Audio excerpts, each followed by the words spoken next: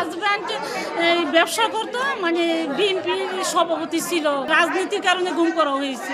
One থেকে শুরু করে যত প্রশাসনিক যেখানে আয়নাঘর আছে, টর্চার সেল আছে, সবগুলো সেল তল্লাশি করা হবে এবং আমাদের সমন্বয়কদের নিয়ে তল্লাশি করা হবে, এটা আমরা চাই। অনেকেই বলতেছে যে দেখতেছি আয়নাঘর বলতে কিছু নাই, এটা আমরা অনেক জায়গায় মন্তব্য শুনতেছি। তাহলে তাদের কাছে আমার প্রশ্ন, যদি আয়নাঘর বলতে কিছু না থেকে থাকে তাহলে আমাদের স্বজনগুলো কোথায়?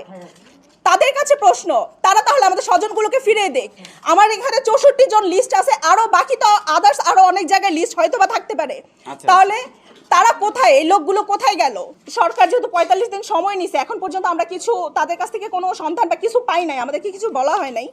তো সরকারের কাছে আমাদের এক দাবি আছে কিছু, তার মধ্যে 1 নম্বর দাবি হচ্ছে অবিলম্বে গুম ও নিখোঁজ ব্যক্তিদের টর্চার সেল বা আয়নাঘরের মতো বন্দিশালা থেকে তাদেরকে মুক্তি করা হোক। দ্বিতীয় হচ্ছে